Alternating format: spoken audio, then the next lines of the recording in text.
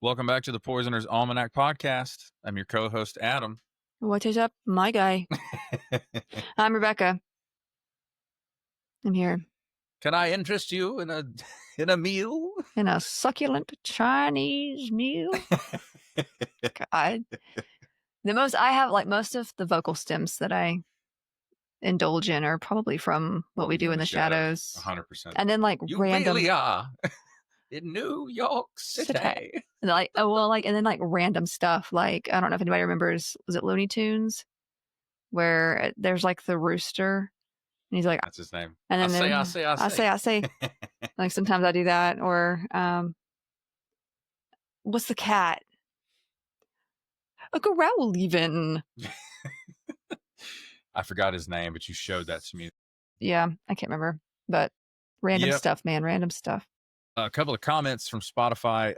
Blaufrost, once again, on our latest episode, The Wellness Industry and Pseudoscience. Part 1. Part 2 is today. She said, continuing the bubble wrap saga, my roommate says they're saving up to buy a large inflatable gerbil ball. That sounds really comfortable, though. It does. I would sit in that. Yeah. I would sit in that. And you're away from and you're away from the germs. And yeah. And school just started back. Now Camilla's doing school here, but still. She finishes with another great episode as always. Thank you, Blau. Appreciate that. It was pretty long, that one, I think. It was. Well, no, that was the one from last week's was about normal. The one before that was long because I just wanted to get done with the RFK Jr. stuff. Mm-hmm. I was like, I'm so tired. You always have more information than you think you do, and all of it excites you. Oh, yeah, because I like to be thorough. So the episodes would be 7.5 hours long. I like to be thorough. You are thorough. But then I go down these rabbit trails, which you'll probably see in this episode, because I'm literally going to have to make this whole wellness stuff a good probably 3 parts, because which means 5. I just I already know. I got big into some of this other stuff, and it's really good. You have enough sheer, just by word count. I don't even know what it is. I'll bet it's 75,000. It is not. I'll bet it is. You're not done yet. You're not done yet. How do you know? It's not going to be that much. I am helping you stay out of the emergency room. That's what I'm doing. I don't think I had the time or the energy to have that much. Well, that's in 1 week. That's what you say until you're in the ER. This is how these things work. Yeah. I'm right about this. I'm not going to the ER. This is America. It's too expensive to go to the ER in America. It's true. Oh, are you kidding me? It's cheaper to die at home. I better be bleeding profusely if I'm going to the ER. Do you remember when you got bit by our turtle? We used to have a pet turtle. It bit Becca because the turtle thought Becca's finger was a piece of food. And they latch. They don't let go. They latch. Yeah. And it was underwater. And I freaked out because I was like, oh, God, necrotizing fasciitis, right? Well, because the water was kind of dirty. And I'm over here thinking, I don't want there to be an infection. I'm an overthinker. Because it broke the skin when she bit you. And we had a legitimate conversation. This is so American millennial. We had a legitimate conversation. Do we pay the $500 deductible for the ER just to make sure, just to rule out infection? $500 deductible now, though, is cheap for the ER. Well, it's all contextual. Yeah. We had that conversation. And I hate that about everything. I'd had that turtle since middle school. It's still alive. It's actually at Mom's house. Yeah. She's doing great. Yeah, she's going to live 117 years. Mm-hmm. Yes. Then on Instagram, let's see, the Conrad Stowe, STO is the last part of the username. He said, hi, just found your channel. Love it. Does your wife have a book list of her favorite books or the books she would recommend? I see that she's reading The Hot Zone. Oh, yes. I have a lot of books that I could definitely recommend. Some of them are probably taking over your space, but yes. But a lot of people, I'll recommend books too, and for certain topics in the Instagram DM. But I can come up with a list. You know what? Maybe next time we could include a little thing at the beginning, 3 books I would recommend for. Literally things. Across the room right now is 2 books sitting on the desk where I used to sit when we were not in the same room.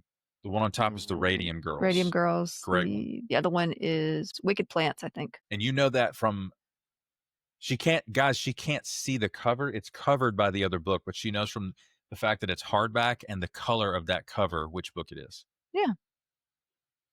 There's that author also has one called Wicked Bugs. It's pretty good too. Yes, we have both. Don't we? It's good. Poison in the news. This is very prohibition coded, this story. This is from Euronews. 13 dead and dozens ill from alcohol poisoning in Kuwait. Now, how does that happen in Kuwait, you ask? I'm so glad you asked that question. Methanol? The country's health ministry said hospitals had registered 63 methanol-related cases Saturday. 13 Asian people have died in Kuwait since Saturday from alcohol poisoning caused by methanol-tainted drinks. The Kuwaiti Ministry of Health has announced. In a statement on Wednesday, the ministry also said that hospitals have treated 63 people for alcohol poisoning during the same period. Of those affected, 31 patients required artificial respiration, which is intubation, a ventilator. Yeah, it's rough. 51 received urgent dialysis sessions, which, just so you guys know, that's bad. And 21 cases suffered permanent blindness or severe visual impairment. It'll do that. It affects the metabolites from that will affect the optic nerve. Now, we talked about a little bit, not in Kuwait, but we talked about this in Sri Lanka. There was a lot of, I think, was it Sri Lanka? People were going on vacation there, drinking alcohol that was not familiar to them. Like they didn't know it wasn't a brand alcohol. It was alcohol that was made. Homemade. Yeah. And so. Homebrew, baby. And there was a lot of poisonings going on there. So I think people were being warned, don't drink alcohol that you don't know where it's coming from or whatever, especially overseas. Now, here's the genesis. Ladies, problem. What's the genesis? Oh, my God. Paul Blart Mall Cop. Alcohol imports have been banned in Kuwait since 1964. Yeah, well. That is 60 years, which is impressive. And its consumption was criminalized in the 80s. It is illegal to drink booze in Kuwait since the 80s. Well, if you look at our history, I mean, a lot of people died during Prohibition during our history because of methanol-tainted alcohol. That's what we all think of when we hear this. It was a massive failure. So consumption of alcohol criminalized in the 80s, leading some people to trade in illegal alcoholic beverages, often contaminated or prepared in unsafe conditions. Yeah, that's what's going to happen. There you have it. This happened during the American Prohibition. Authorities in Kuwait, urged people to report any suspected case of alcohol poisoning through hospitals or approved hotlines. South Asian migrant workers make up a large proportion of Kuwait's population, most of whom work in the construction, domestic services, and retail sectors, and are often most at risk of exposure to illegal or poor quality products. What they're referring to is they're more vulnerable to contaminated products like this. So unfortunate, but we have seen that before. Yeah. All right. Let's get to some housekeeping here. Make sure to follow us on whatever platform you're listening or watching on. Thank you in advance for leaving 5-star reviews. Follow us on socials. We've got links in the show notes. The Patreon is up and running.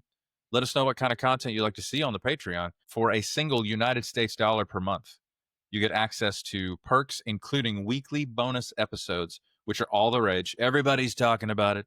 God, I'm triggered. Thank you for that. You have the option to leave us a voicemail that we listen to and react to here on the podcast. Also, you get shouted out by name on the podcast, and those people are as follows: Pensgirl 71, Mara Santiago, Grace Lahan, Genevieve, Nahev Shatrit, Jay Went, Incan Hafner, Kiri Yorsek, Tay of Sunshine, Monique, Shane R, Sue Steves, James Mills, Megan Geiler, Liz B, Willie Wolf NZ, Mama G, Nicole Rivers, Richard Miyako, Heather Nolan, Kaylee, Sasha Rubel, Maya Shostak, Maggie Jarm, Ogre the Viking, Lynn Rocket, Brett Moser, Zaid, Neil Houdini, Nicole Crane, Jefferson Vargas, Carmen Q, Sarah G, Knittin Ninja, Esther, Olive Octopus, Betsy Rich, T-Bug, Christine Moljadi, Morgan Brittingham, Blau Frosch, a.k.a. Clara Jurisons, Vix, Anne Maria, Carl Ziegler Jr., Clyde, Jennifer Wilson Richter, Fidgety, Wendy G, Elena MK, Caitlin Martin, Pungram Minnesota SPT, Tasha, Stuart Slattery, Simone Valdez, Christian Scradergard, Bonnie, Oma D, Rynell Alara, Kristen Arnold, Aaron Carey, Lynn Simpson, Melissa Emmel, Desiree Davis, Jennifer Ramirez Johnson, Dalek Party, The Warped Witch,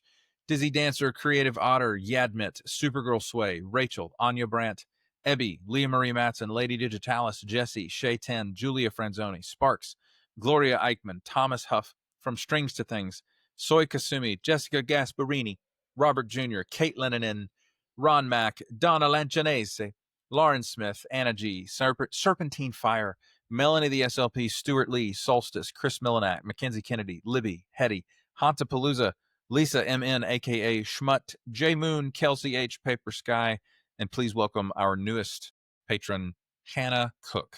Thank you all for supporting the podcast. We appreciate it, I brah. think I hear our child stomping around. She's a stomper. She's a heavy-footed person. But she's like very light. She's still in a booster seat. She's almost 10 because she just doesn't eat much. She's very picky about what she eats. So anyway, so last week I told you some of the history of the wellness industry.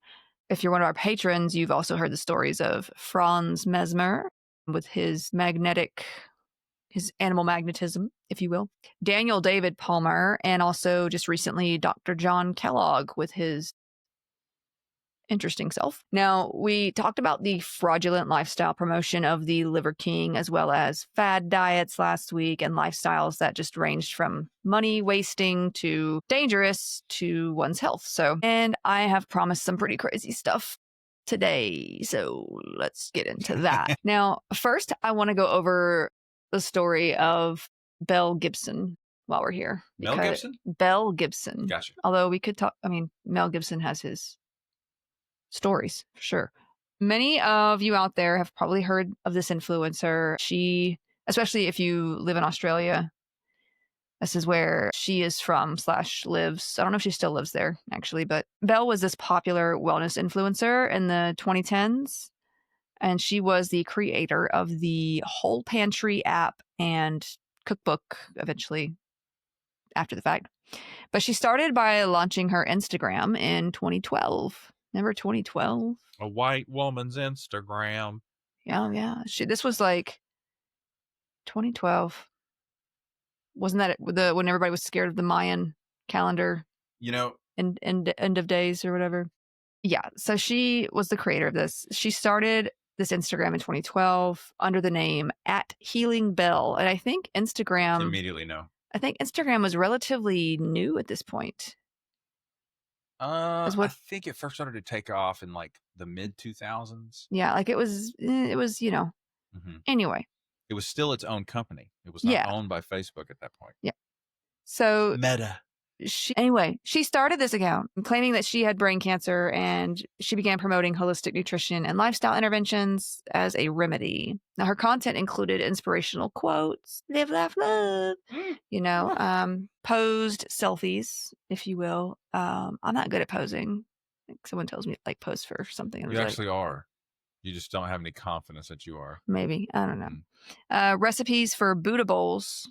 I'm guessing that's like that was probably the trend, the food, superfood trend of the day.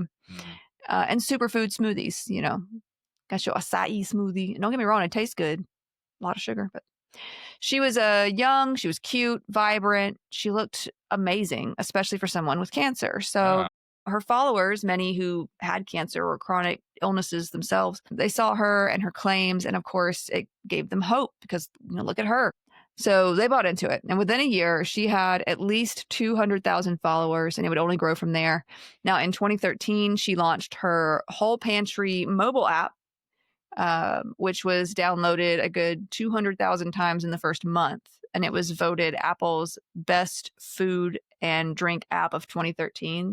And it's funny, like I was not paying attention, I guess, at this point to things like this. I'm sure I had an Instagram. I don't know. Like, I just wasn't paying much attention. I don't remember much of this. Right. At all. Like for millennials, it's different. We're digital natives. So like the concept of the influencer, we're kind of like, okay, whatever.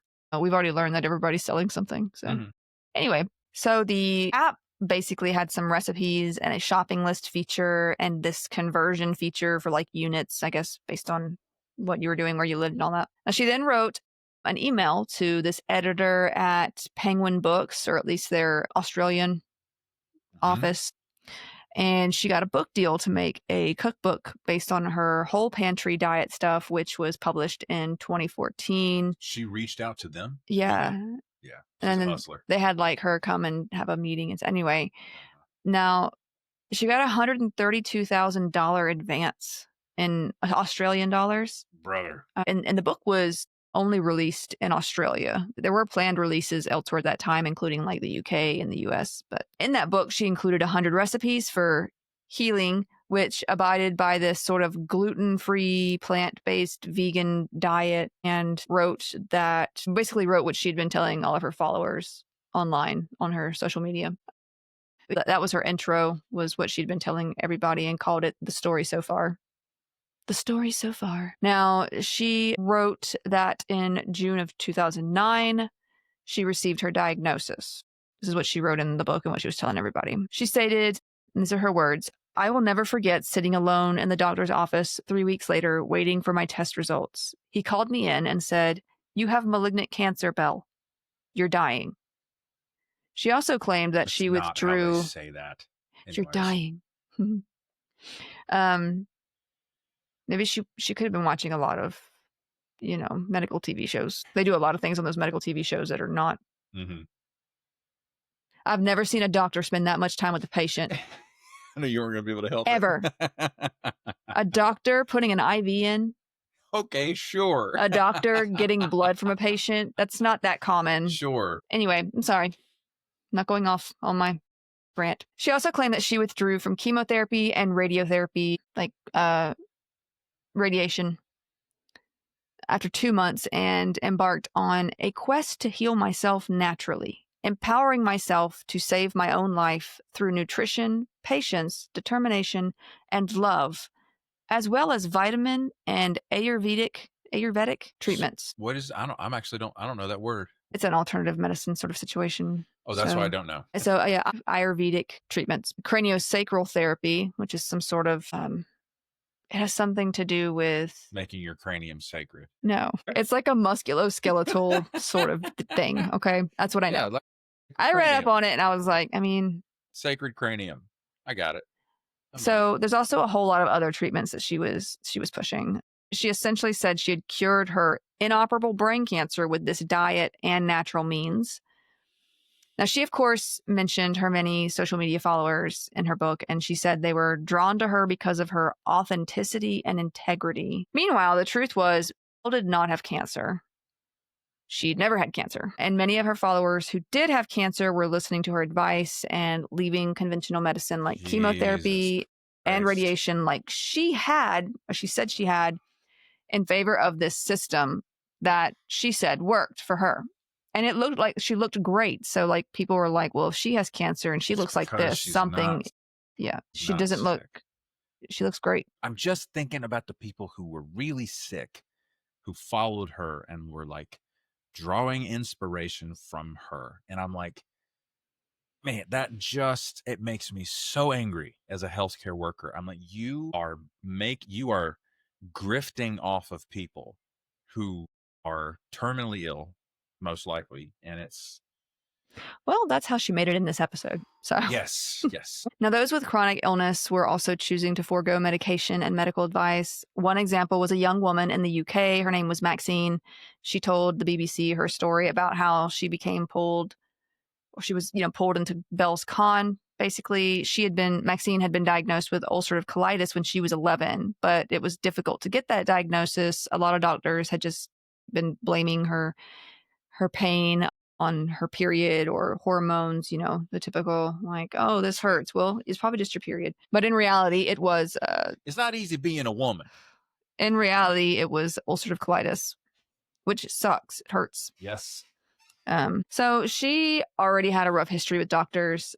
And when she saw Belle on Instagram discussing how she had healed herself using these lifestyle changes and natural medicine, sort of a wellness method, over conventional medicine, if you will, she quickly bought in because she's like, maybe I can do that and it'll make me look and feel like her. Like, I don't have to live this way kind of thing. Now, it didn't help that the medicine used to treat her condition were like steroids, and it caused some not so fun side effects like weight gain, probably some skin problems. Steroids can cause a lot of side effects. Like, they work doing what they do, but it's a trade-off. They can cause some side effects for sure. Especially long term. If I could just interject about okay, the people who, cancer patients, they can go through treatment, surgery, treatment, what have you. And let's say it's successful.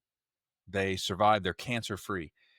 they can still have leftover effects from chemo and radiation. Or be taking medication to. Like it's a long road, Yeah. and it's terrifying the whole way Yeah. through. And I don't know. The fact that this girl doesn't know anything about like chemo related neuropathy in your hands and feet or chemo brain or anything like that. The more I read up on her, and I'm sure most of her followers were not involved in healthcare, or if they were, they chose to ignore certain things. Yeah. So she latched on to Belle's system and she gave up her medications. She said, I got really into the whole diet side of things. I adopted this plant-based diet where I cut out loads of supposedly toxic ingredients. You know, there's a word that's usually used by some of these wellness influencers. Now, Maxine she cut out all animal products, gluten and carbs. And she admits that it was very extreme. What are you just eating air? Like, what are you eating at that point? Well, and she said that after a short placebo period, her health just fell apart. She became so underweight that she lost her period and she was sick a lot. Yes. She said instead of believing the system didn't work, she saw Belle like online, she was living so well and she was beautiful and happy. You know, she started to believe that she was the problem and that she wasn't good enough or doing enough, that kind of thing. And also, like, another red flag when it comes to like wellness influencers or people that are scamming people, it's like, what worked for me will work for everybody else, Sure. regardless of what their diagnosis is or whatever. You know what I mean? So like, it's that's not. that's the pitch. So, and because there are certain illnesses where diet change will help you. Yeah. You know what I mean? Certain things, but Totally. I literally spoke with a woman. doesn't mean you stop taking your medicines either, but yeah. You know, I literally spoke with a woman who was a relative of the patient I was there to see. In her late 60s, hospitalized with AKI, acute kidney injury. Mhm. What was it, low sodium? Yeah, sodium got way too low. Not a whole lot of significant health history. And she drinks like 4 or 5 Cokes every day. And I was like, sweetheart, your kidneys are going to fail. She diabetic? No. High blood pressure? Probably, if I had to guess. When I say significant, my context, significant health is like 3 strokes. Right, yeah, I know what you mean. You know what I'm saying? I'm just curious. But like, she was ambulatory, in her right mind, she's probably retired, whatever. But I was just like, man, you can't drink Coke like that. She flat out said, I don't care. Well, And a diet change like that is like, well, that's a no-brainer. It's low-hanging fruit, man. You're probably never going to be hospitalized again. I mean, or like say you have CHF. One of the biggest things is limiting salt intake. And totally. Like, my grandfather, he had CHF and COPD later in his life, and he still wanted to, we had this sort of ritual. Yeah, like a ritual of just going out to eat all the time. Yes. And he didn't have much money, obviously, when my mom and stuff were younger, and he had built this sort of business, and he had profited from it pretty good. It was a welding business. Yeah. And he, so we would go out to eat with my grandfather, and it was great times. It was like one of my favorite memories is just going out to eat with my grandfather. Yeah. And but he was always doing that at the expense of his heart. Well, like, and, at first, when we were first doing it, obviously he was in better health, but like later on, but he had gotten so caught up in like this sort of ritual. It's like, well, I want to go to, and he would be like, I want to go to Olive Garden.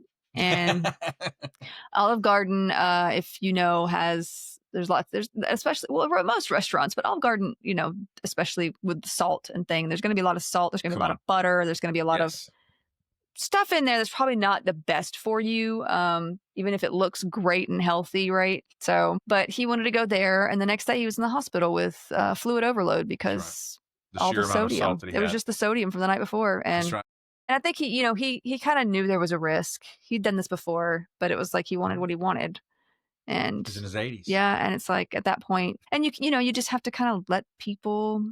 It's true. Live their life if that's what they want to do, and they know the risks. They've been informed of this is what's going to happen. Then that's right. But to the point, there are diet changes you can make that are good. They're straight ahead. They're straight ahead. Yeah. That's Now, once it was revealed to all be a lie, Maxine was obviously upset. Excuse me. But began to realize that there were honestly a lot of deceptions out there, and she, Belle wasn't the only one. I mean, she was pretty popular, but like. This isn't anything new. And she has since said, for me, it's positioning itself as caring about people's health, but all it's really doing is lying to them and fear mongering that gets you to buy in either through hope or fear, right? Like, you need this or you're going to die. Or, if Exactly. you don't have this is going to happen to you in the future. Or, oh, you've got this going on. I promise this will work for you. The secret knowledge. And you just at some point too, for people who are really sick, they're vulnerable because they just want something that works. Yes. And that's a vulnerable place to be in.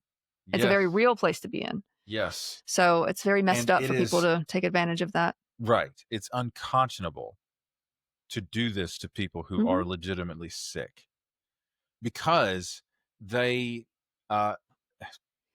it's such a difficult situation to be in to begin with, that the idea that you would then swindle them is because you're going to hell. And this is not just it's not just wellness influencers. Well, It also has to do with, say, like those televangelists you see on TV. Yes. Send me $500 and I promise you will be healed. And you will be healed, or you will it will result in experience your healing. own financial blessing. And it's this the promises, these claims that they're making. And it has nothing to do, me not liking them has nothing to do with religious differences. It has everything to do with the fact that they're scamming people. Yeah. Right? Like, believe what you want to believe, but that is a scam. There's nothing biblical about that. I've read the book. I've read it. Yes. That is a scam. There's a TV show called The Righteous Gemstones. You might want to check it out. I've read the book. It says, freely give, for you have been freely given, right? Like, you don't sell healing, right? Like, that's not in the Bible, but people are out there like getting people to like, pay me this and you will be rewarded with healing. But if you're not, then you must be in sin. You're inviting a curse on yourself. It's like they get out of it with that logic. So like, well, I'm sorry that you didn't get it. You must have done something bad. It must have been your fault. And so it's not just these wellness influencers. There's religious trickery afoot. There's, and it's not just with, it's not just with Christian religions. It's with, lots of other different stuff. Sure. I'm not just hating on. Yeah, it's modular. You can incorporate any religion you like. You can do it with. And it's typically the ones on TV. It really, I'm not saying other ones don't, but case in point, had a friend that went to that ministry that's here in Augusta. I don't know if they're still there. That is it, Sandra Kennedy or some crap. Yes. That girl, that lady. Yes. She would sell these handkerchiefs. Yes. In her gift shop. Literally had a gift shop. You could go in there. And I only know this because a friend of mine at the time, she went in and she had bad, I think, endometriosis and some other stuff going on, just painful stuff. She went in and bought this handkerchief for $20 because the lady claimed that she had prayed over it and that it would heal her. Yep. So she spent $20 on a handkerchief because a lady claimed, we don't even know if she prayed for it. She could have just been like, here's a handkerchief, just hang it over there and put it for $20. You don't even know if she did or not. Whether she did or not, like selling that for $20, it's so terrible. It's awful. It's a scam. It's you are preying on people's beliefs. You're preying on people's vulnerabilities. Their hope or lack of hope, and it is. But it's terrible. So it's not just with supplements and healthy eating. There's spiritual scammers out there too. People want easy money. Yeah. The worst of us, the worst people among our society are looking for easy money because they are predatory personality types. And politicians do this too. Let's be honest. 100%. In a different way, but yeah. You really can't. Can you run for office unless you're a scammer? Honestly, I'm starting to wonder. There may only be, I can only think of maybe one or two people who currently hold elected office that do not appear to be running some sort of political scam, some sort of myopic ideology that simply capitalizes on people's deepest fears. It's not actually leadership. It's making them scared. So not to jump into a whole different subject, but I felt like that was relevant when it came to this sort of deception and scamming. Yeah. Because, whether it's on Instagram or on TV, it's, or call me now. You know that lady? That lady, and I can. Yes. I'm doing her accent because her accent was fake. Okay. Yes. Don't think I'm trying to appropriate accents. Her accent was fake. She claimed to be from, what is her name? Miss Cleo. Miss Cleo. Miss Cleo. Miss Cleo. She used to be on Channel 11. Was this a local thing? Was she local, or did people I know, outside of Augusta? I've seen her on people are like, remember this lady, like on TikTok and stuff. So, but she got, she was a psychic, and you would call, you could call her up and she would be like, she was very dramatic. No, and she would have this accent, and like it was like It's a Caribbean it accent. was a Caribbean accent like of some sort. Bahamian or Jamaican. Yeah, but it turns out it wasn't even a real accent. She was faking that too. But people would call her up apparently, and she would tell them what to do in their lives about certain things. Tell them that their partner was doing this or that, or like this job, leave it. Like telling them to make these big decisions. And yeah, she was just conning people. Yes. Anyway, so that was a thing too. Yes. And it probably still is in places. So now back to this. I'm sorry. I went off on a whole thing. So another who spoke out about her experience was Kylie, who lived in Australia. She was undergoing chemotherapy for lymphoma. She also gave up medical interventions after finding Belle's Instagram and app, turning to this sort of natural way. And now like chemotherapy and radiation, they can be difficult experiences. Yes. They're not fun. You can have side effects. They're going to have, it's killing cancer cells, but you're going to have side effects. Yeah. It's a controlled form of poison. Yeah. They're trying to poison the cancer out of you, but then without, as a result, they poison you. And so you're going to have some side effects with it. But yeah. Well, good news. Our federal government spends like $500 million a year developing mRNA vaccines to target cancer cells. So everything's fine, right? Yeah, they kind of got rid of that recently. I'm being sarcastic. Thanks. Robert F. Kennedy Jr. canceled all of that. Amazing. They had a thing in place too where they were working on a vaccine, I think, to help prevent breast cancer too. Anyway. Are you like, can you imagine women not having to have mastectomies, lymphovenous bypass, reconstruction? Oh, like they care about women's health. Well, they don't, to be honest, but like I'm just imagining all the women that have died in their 30s from breast cancer, right? Or had a reoccurrence 20 years later, cancer-free 20 years later. Well, while we're on the subject, my aunt had breast cancer, and she was actually going to one of those churches, and they were telling her, this one lady kept telling her, oh, don't get treatment. Just, pray about it. Oh, no. Let it happen, and this could work out for, this could be a good thing for like the church or for God and stuff. And now you're not saying it, but you're saying if you do get treatment now, then you don't have any faith. Mm-hmm. That's what you're saying. That's right. Right. And so like, if you have been a long time believer in something and now you're faced with, well, do I have faith or don't I? Like, it's not about faith. It's about you getting what you need to get so that so that the cancer goes away. That's right. Like it's not, they make you feel like you start to self-punish. You feel shameful because if I had faith, then I would That's right. But that's not how that works. And that is just so twisted and sinister to me. Sinister. That's the only way to describe it.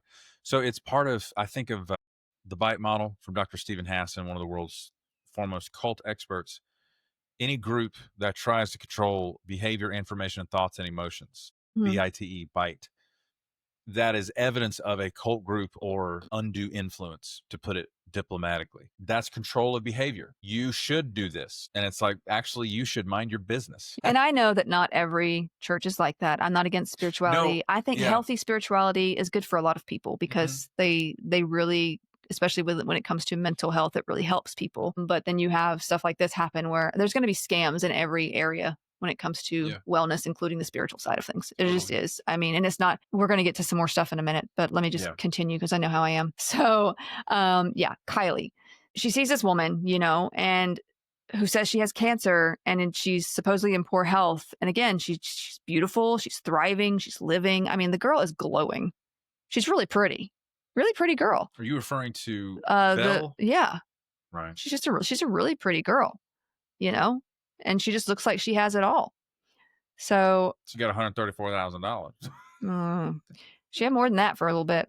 But she sees this and Kylie, she's going through chemo. She's losing her hair. She's feeling awful. She's like, maybe this is the wrong way because she's looking great. And Belle, she's over here saying that what she's doing was curing her cancer, is making her better. And according to Kylie, I had her there to look at as proof. I had her on my phone. She was in magazines. She was on the news. So I trusted her. And she was in interviews and all kinds. Like nobody was fact checking this girl for a little while. So yeah, when the news about her lying came out, Kylie said she was shocked, stating, "I felt betrayed." Who makes that up? A psychopath. Now, thankfully, Kylie was able to get back into chemo and now she is in remission. So it's a good ending at least. But imagine the damage to so many lives because this woman lied and said, "Don't get treatment, try this cookbook." You know what I mean? Like how many people. Exactly. That's the thing. You can, a cancer case can go beyond a tipping point. And then the physician has to say, I mean, I Yeah. haven't seen you for 8 months. Or like a with year. Steve Jobs, like we talked about him, he Exactly. decided not to go through treatment for 9 months. I And never knew that part about him. yeah, He should be alive, to be quite honest. He should have lived longer that way. But like, it's so, is nefarious the right word? yeah. Nefarious is Maleficent's cousin, you know? Is that true? No, I just made that Okay. up. It sounds like a fun name though, so Okay. I don't know. I've got problems. I'm sorry. Now, see how easy it is to believe people? Oh my God, you're a grifter too. Now, the whole pantry app cost about $3.79, like in Australian currency. And she had repeatedly promised to donate like part or all of what was paid through that to charity. Like, and she kept changing it. She would say like half or 3/4. And then at one point she was like, "Yeah, all of it's going to go to charity." Yes, she never did that. She failed to ever donate anything to charity. And Good God. she was basically supposed to have donated 300,000 at least Australian dollars to charity at some point, according to her own count. But she didn't do that. But she did, however, rent $1 million beachside house, bought a BMW. She got some designer clothes and some treatments to straighten her teeth. Vanity purchases. I'm all about teeth, but this is just twisted. Now, this whole not giving what was promised to charity, but spending money on a luxury lifestyle was a cause of suspicion for some, especially those close to her, like who kind of knew her and like were those who knew her and had bought into what she was saying were like, I mean, this is weird, but now she shared that these basically were baseless claims that she hadn't donated the money to charity. And we'll come back to that in a second. Now, I believe it was following this suspicion that she would later tell her followers in July of 2014 that she had cancer in her blood, spleen, brain, uterus, and liver. She started reporting that she had had a stroke, that she had had multiple heart surgeries, and had died on the operating table for a bit, at least once. But she could never give the names of doctors. She couldn't reference any medical records at all. Like these details were just absent. She also had no signs or scarring of any such procedures that she'd claimed she had. If you've had heart surgery, you don't just come out of it without a mark there. No, sir. Just all that not. going on. I mean, the sheer number of doctors that know She's you. talking like open heart surgery. Sorry, dear. No, it's not plastic surgery where they can hide scars in places. This isn't how that works. Nope. They cut you open like a. And you've had multiple. Yeah. Okay. So she's claiming all this stuff, and her followers, were just amazed by her. One commented on a post about the multiple cancers, "You are the most inspirational person I've ever encountered. I look at you in awe and wonder and in the greatest admiration I have ever felt for anyone." And that just really makes me sad because it's like they just want something to believe in, something to hope in. And she's just lying to them and she's enjoying it, making money off of it. Anyway. Yeah. It provokes me. Like I've told you about the dark Like, triad. how dare you? It's exactly. It's like I tremble at the thought of ever harming another person. But like that's the part that is you and I, we could never stomach doing something like that. Mm-mm. And the reason that she can is one. I mean, this is a theory. She has a different brain. I mean, she's definitely got some. I think she definitely has some mental illness. Yes. There is something going on. And we're going to talk about that a little bit too, sure. because it's complicated. That's right. But from what I've learned about the narcissistic, psychopathic, coercive control people from like MRI scans, their amygdala does not light up the same, which is the place where you experience emotion. It's the place that lights up when you experience fear. And I mean, later on, her mother which we'll talk about her family in just a little bit. But later on, like after all this came out, her mother would talk about how like she's like I've having discussed a lot of this with her, she just does not show empathy whatsoever about. And if she cries, it's usually for herself. Like it's nothing. She's not showing much empathy for anything that she's done to these people. That is wild. For these people that have done this. Say that. Well, she lied about her too, but we're going to get there. Now, in 2014, Elle Australia, Elle is a magazine. It's like a fashion magazine. We got Mel Gibson, Belle Gibson, and Elle Gibson. Elle Woods. Your resume is sent it. That gives it a little extra, Don't you think? You got into Harvard? What, like it's hard? I love that movie. I do. That movie's great. Anyway, but yeah, in 2014, Elle Australia called her the most inspiring woman you've met this year. Gross. So they haven't been doing any looking into her either, I guess. Great job, Elle. And it's not like this is the 1920s or it's not like you can't like look on the internet for things and do a little research. Sure. I will say one factor in her succeeding at doing this is patient confidentiality. You can't, even as a journalist at a legacy media outlet, you can't just call the cancer center and say, hey, is Belle Gibson a patient there? They can't tell you that. No, right? but if you can request her to show proof after, like, hey, like nothing's really adding up. And then if she just says like, it's fine, don't worry about it. That's going to give some red flags, the right? Diligence like that would occur after the fact. Yes. That could tip you off. And also the fact that she hasn't done what she said she would with these charities. Like it's very, well, there's that. There's a lot of signs that are going to start showing like, listen, what is happening. Listen, you screw a charity out of a couple $100,000. It's really fine. Just run for president of the United States. Also, as we'll find out, this is not the first time she has lied like this. So I am invested. Now, I had heard of her in like a cursory fashion. I didn't know all of this was involved. Now, Cosmopolitan, which Elle Woods says is the Bible, favorite drink. Actually, I used to like Cosmopolitans, but now I get acid reflux and I can't really enjoy it.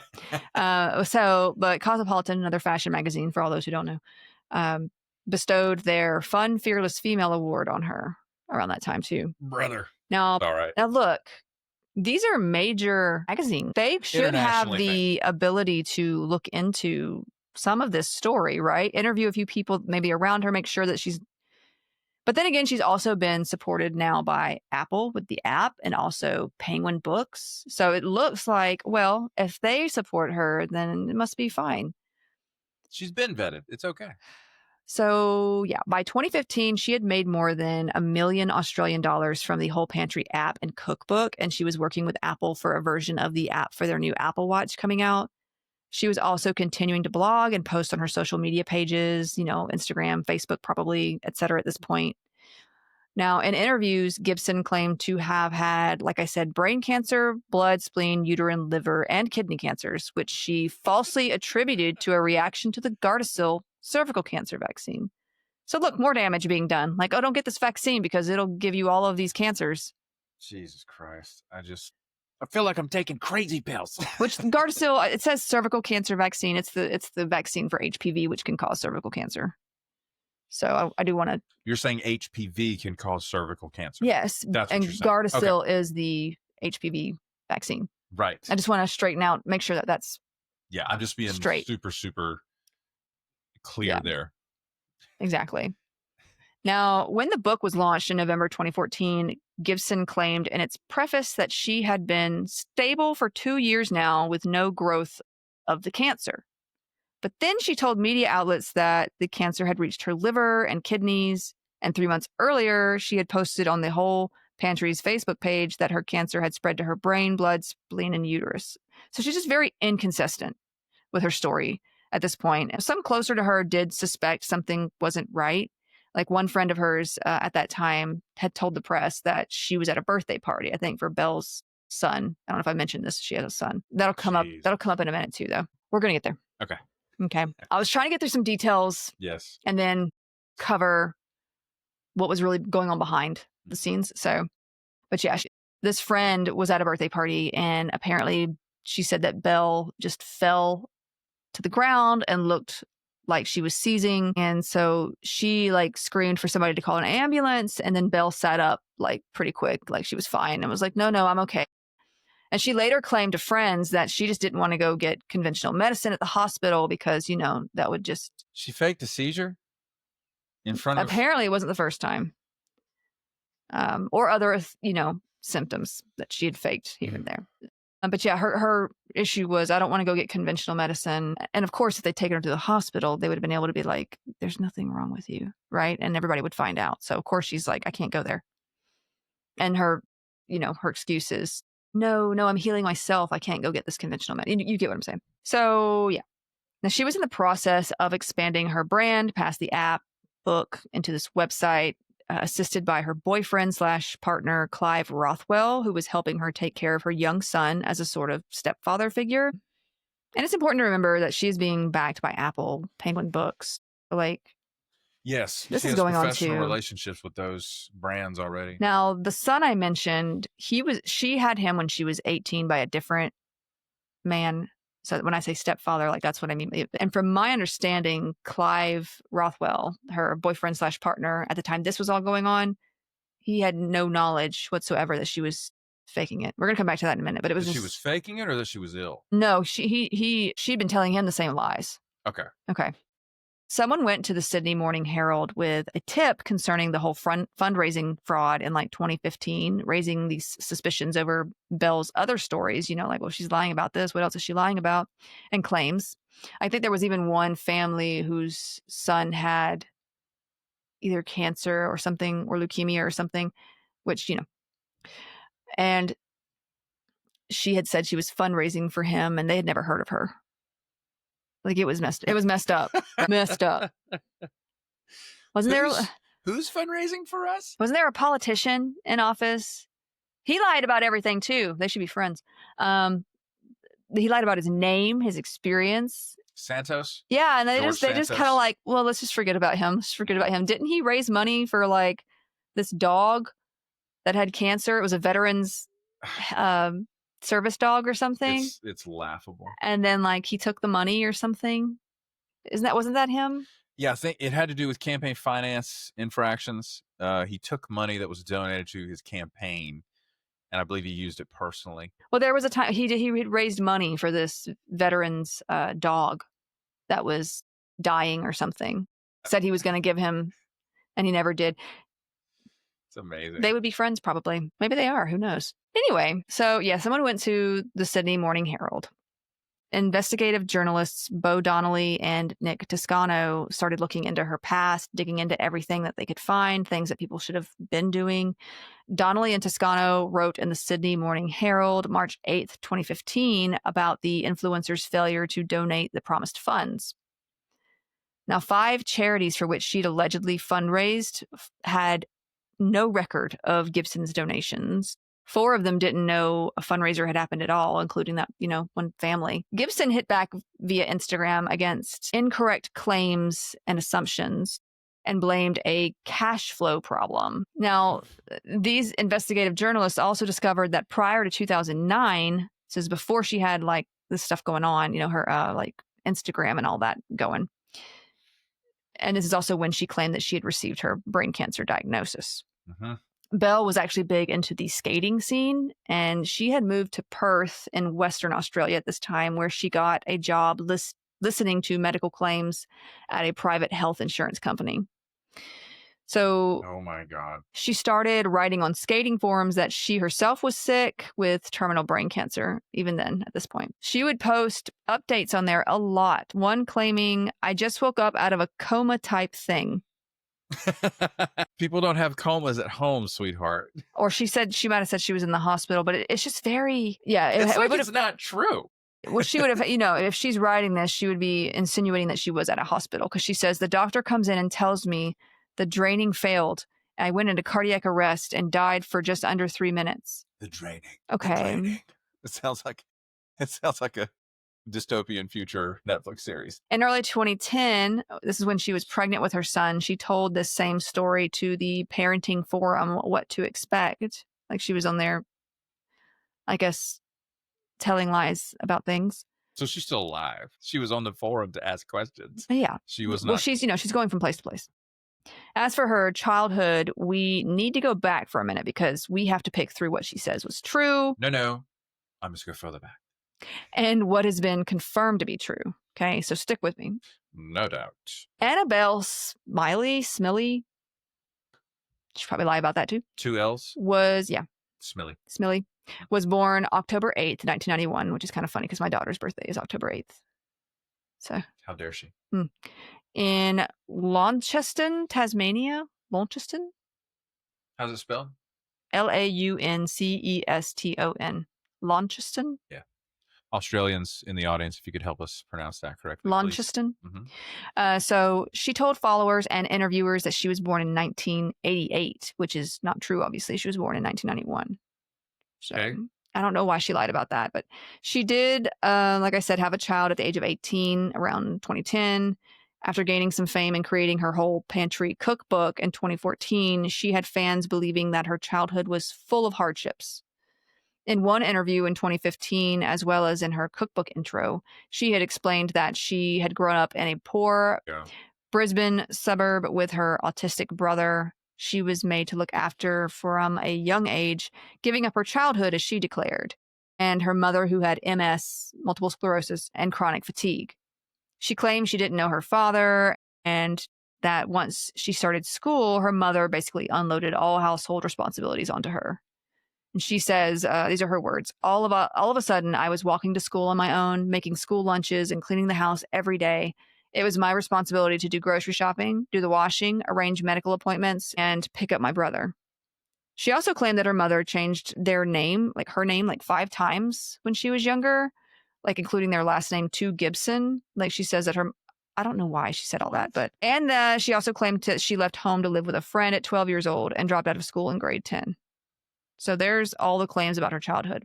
Brother. Okay. Now, the truth is her brother was not autistic. Her mother did have MS. Well, Becca, everybody's a little autistic. It's one of her favorite things to hear, everyone. As would any autistic hate hearing that, of course. But please continue. Now, yeah, her mother did have MS, and she didn't really know her dad much. Her dad wasn't really in the picture. So that part was true. But her mom basically did everything for Belle. Like, Belle says that she had to do everything, and her mother wasn't really there for her during her MS, stuff going on. And so that she had to take care of her brother and everything else. In her mother's own words, she's barely done a minute's housework in her life. I've practically worked myself into an early grave to give that girl everything she wanted in life. Every time she moved house, I paid for it. Whenever she needed something for her son, Ollie, I paid for it. Honey. If she wanted a new computer, I paid for it. Phone bills, clothes, beauty treatments, you name it. And this is how she repays me. Sounds like an enabler. Well, I'm sure she didn't see this coming. Yeah, You're talking about a mom with MS who probably is feeling a little bit like maybe she doesn't have enough of herself to give to her daughter because she's going through these episodes. She's tired all the time. This is how I'm going to show my daughter that I love her then. I'm going to give until I have nothing left to give. She's a single mom? At that point she was, because the dad wasn't involved. But talking about Belle's mother. Yeah. She was raising her as a single mom. Yes. And her brother. Right. I mean, that's hard. It's really hard to do that. And you want to find a way to even the scales, quote unquote. Yeah. Because she meets her stepdad later on. Gotcha. After the fact. So the stepfather also confirmed as much. Her brother has also spoken out about her lies, and others who knew her back in 2009 reported that she was never sick then either. Like, she never had any sort of symptoms whatsoever. So very soon after their first article covering Belle's failure to give what she'd promised to charity, like literally 2 days later, she'd hit back on the internet, and I guess they were like, bet, right? This is on March 10th, 2015. Donnelly and Toscano published another article titled "Friends and Doctors Raise Doubts Over Healing Belle Cancer Claims." Mm-hmm. Over the next several days, there were 2 more. Cancer survivor Belle Gibson retains lawyer, and supporters turn on Belle Gibson as cancer claims unravel. Now, before the end of that month, Gibson's app was pulled from sale. Her American and UK book launches were canceled, and both Penguin and Apple had severed ties with her. They did eventually pull the book from Australian shelves. Wow. Because it was already released there. It's a big deal for a publisher to pull a book, just so you guys know. So Belle's boyfriend at the time of her success, Clyde Rothwell, he had started dating Belle back in 2012, around the same time that she started blogging about her health journey. And he had helped, like I said, raise her son. Now, from my reading, he was not in on Belle's lies or conning and as much in the dark as anyone else. Now, they were together the whole time. I think he was living at her little beachside rental, $1 million beachside rental, though. But they were together the whole time. And like, either she is really great at living the lie or he is really gullible. I'm Bingo. like, you're right next to her. It's You mean you both. didn't know? You didn't see any signs, or maybe you're just really enjoying this lifestyle too. I don't know. It just feels like, I just feel like there would have been something over the years. This happened over a couple of years. It wasn't just a few weeks, right? So she's not, she can't even show you these medical records. She can't tell you the names of the doctors. She's never going to any appointments. Who told her she had cancer here, here, and here then? He don't want to know. Okay. It's a lot to me. I'm not trying to say he's lying himself. I don't know. I'm just saying it's really weird. It's a really big lie to keep up with. And you got people online that are already like, wait a minute. You know what I mean? Like, okay. So Belle appeared on a 60 Minutes Australia segment where she was interviewed by Tara Brown, who kind of looks like Cate Blanchett and is very straightforward and calls things what they are. Honestly, I was watching this segment and I was like, I mean, get it. Are you her? No. That's exactly I what don't you're have, like. what was her name again? Tara Brown. Yeah. She's like this because she's confident. Yeah. I call things as they are because I don't know any better to have a filter sometimes.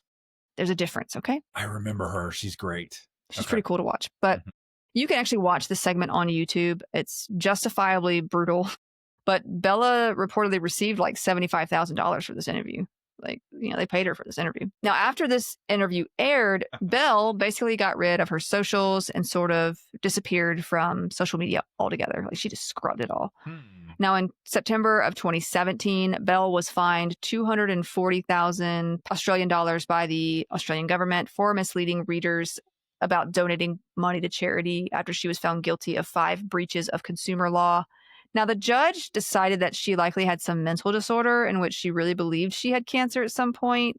I don't know if she was just like turning on the waterworks and making him believe that she was evaluated by a psychiatrist during those proceedings. Not that I saw. Okay, that's what you got to have.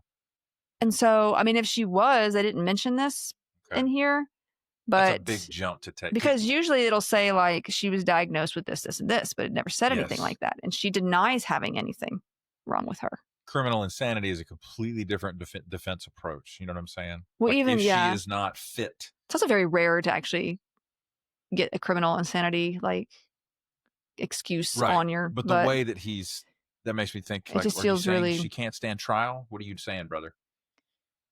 She did tell Tara Brown on 60 Minutes that she really believed she was dying early on. You can watch the segment. It's. Yes. But when she, like, her body language the whole time is just like, Tara Brown has these eyes that are like, she is serious. You're not telling me the truth. Yeah. Like, she will call you out on it. Yes. And I don't think she was very comfortable in that situation. Belle was not comfortable in that situation. She doesn't interact with people on that level. She kind of maybe needs more Tara Browns in her life, That's why I married you. I wanted to be honest. Some have suggested that she may have Munchausen disorder, but Belle has continuously denied any sort of diagnosis or disorder and still denies that she lied or was completely in the wrong for what she did. Now, she has come out and stated that the cancer diagnosis wasn't true, but she still kind of denies that she lied. Right. So I saw her skirt around answering that question directly in the interview. Now, in a final interview in 2015, published in Women's Day, she stated, "I am still jumping between what I think I know and what is reality," she says.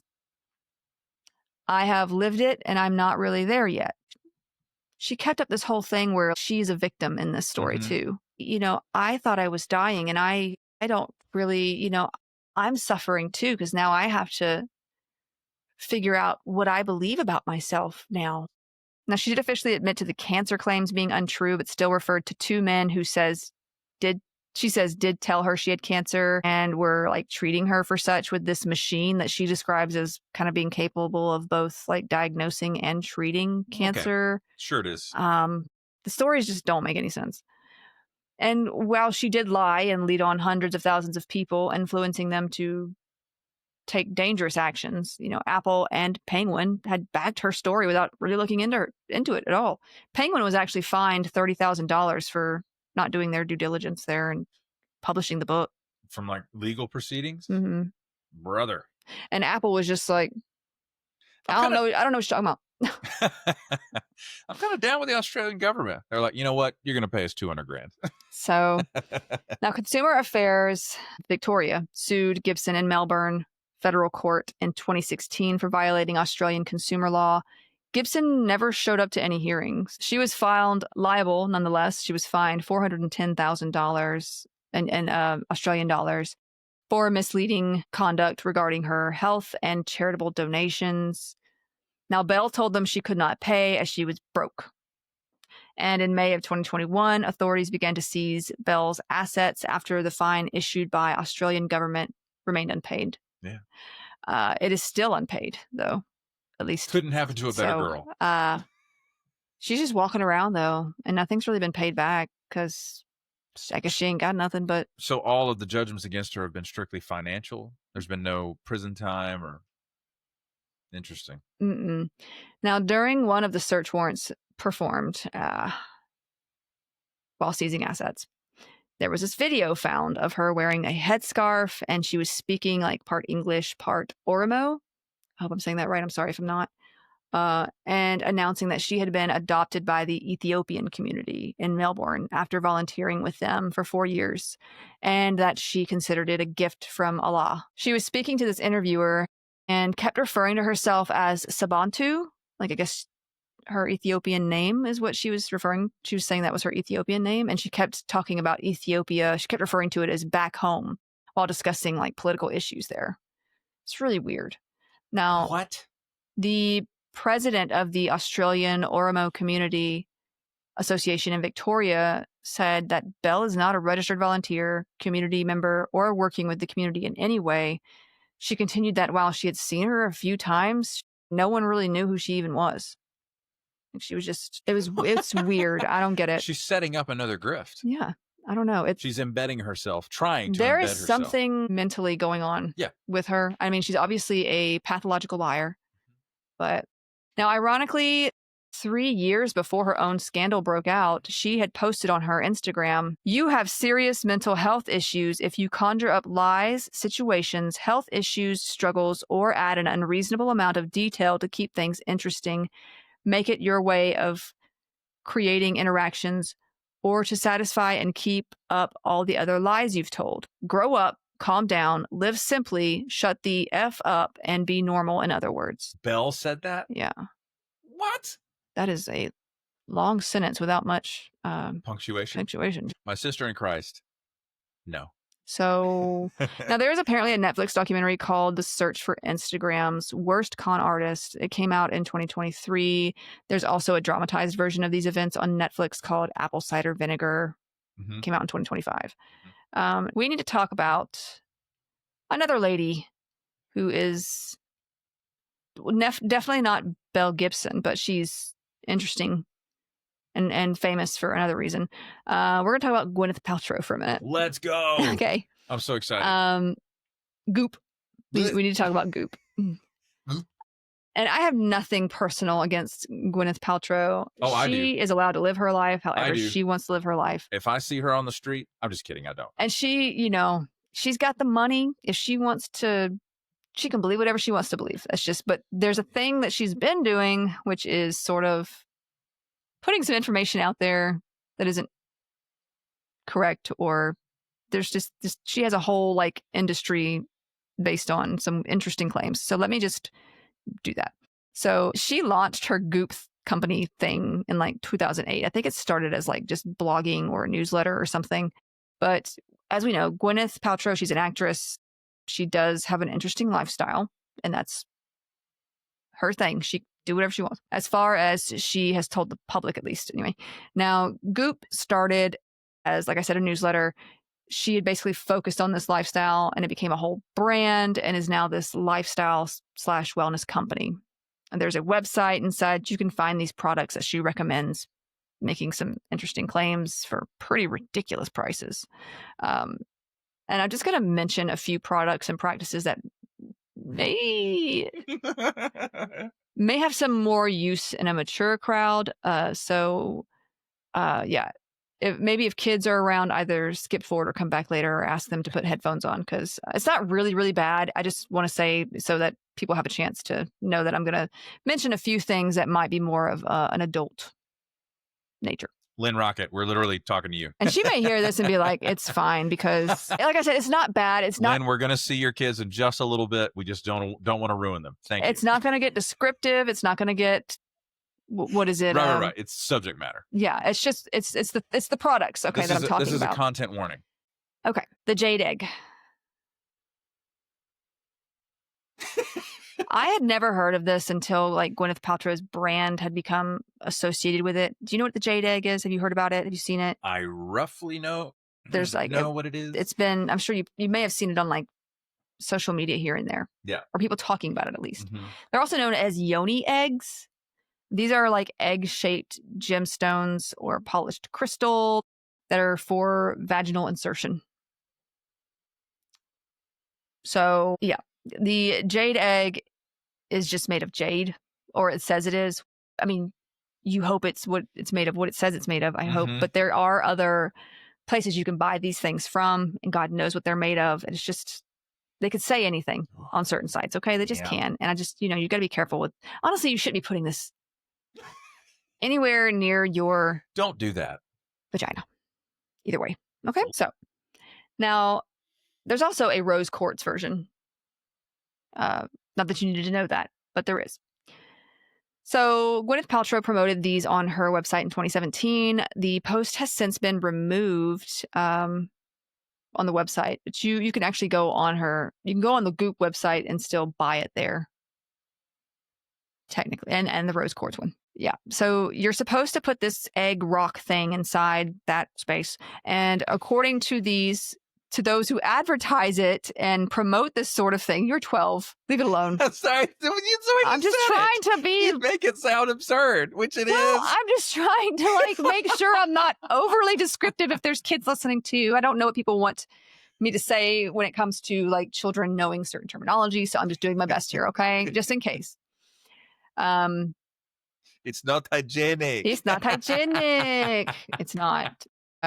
A lot of things here are not hygienic. So bear with me. And those who advertise and promote this sort of thing, it's supposed to get your body to harness the energy inherent to the stone. Now, Goop also claims the jade eggs help with strengthening the pelvic floor, balance hormones, and help PMS symptoms.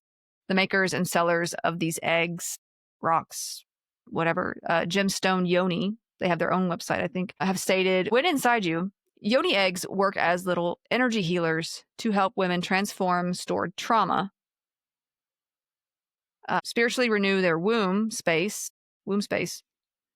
and hearts. Sorry, I don't know why they put space after that. And hearts. Increase their sexual energy and help one connect to themselves and feminine energy. Now, this company also sells other crystal toys of an adult nature. This is an offshoot of the whole crystals, energy, frequency philosophy. And we'll talk about that a little bit more in probably next week, because I'm going to go over some MLM stuff next week, probably. And there's going to be, we'll get there. Now, Alexis Mays, the founder of Gemstone Yoni, she explained that in ancient medicine, crystals and gemstones were thought to be imbued with a distinct frequency and unique energetic healing properties. So with the crystal crowd, it's all about finding healing or success with specific crystals that have these frequencies and energies. Now, don't get me wrong. I like a pretty rock as much as the next autistic girl, I guess. I like feeling them. They're fun to and colors and stuff, but yeah. I don't personally attach any kind of spiritual significance to it or healing significance. Cool rock. I just enjoy looking at them. Zoe? I think I have. Hang on. I liked this one because it reminded me. It reminded me of the thing that Jareth holds, and it's much smaller. They had a bigger one, but it was way too expensive. So I was like, it's good enough. But it reminded me of the thing in the Labyrinth, so it's literally why I got that one. There you go. But yeah, I mean, they're just fun to look at for me. I know people do like them for other reasons. Mm-hmm. And like I want to say, don't get me wrong, there are actual uses for crystals, metals, different kinds of stones based on different properties.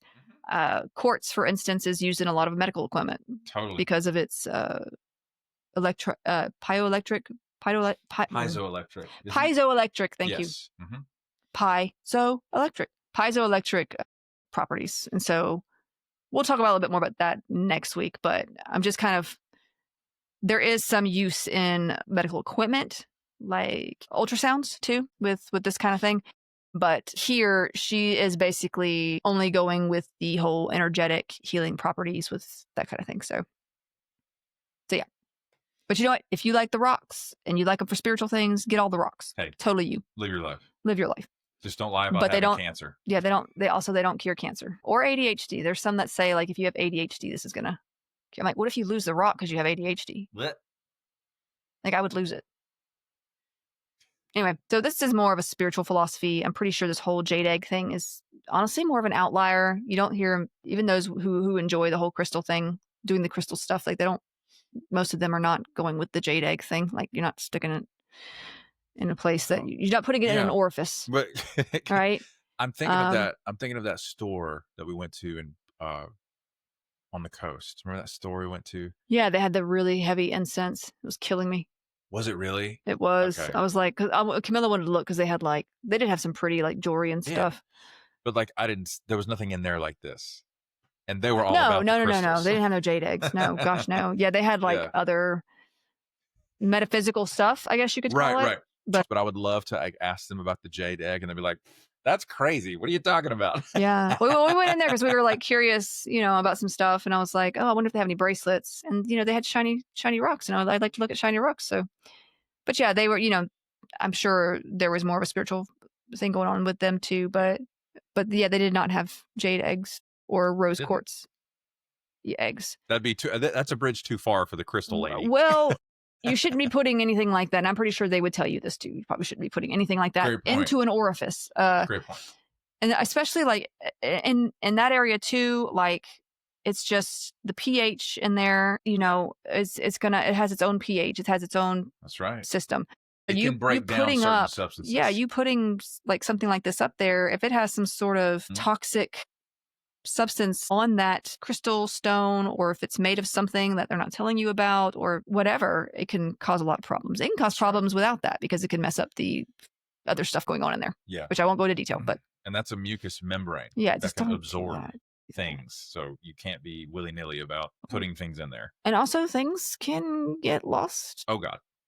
Look, as a nurse. I thought you were about to say, I've lost some stuff. No. That's what it sounded like. You started that sentence with, I'll tell you what, I lose a lot of stuff, but not that way. I'm not trying to weird anybody out, but I'm still looking for. No, I've definitely never had that experience. When you said, when I was a nurse, I'm like, oh God, thanks. No, just because, you see some stuff as a nurse. You do. Moving on. The ER nurses have seen the craziest X-rays. But no, I lose things a lot, but not in that way. So no, I have not.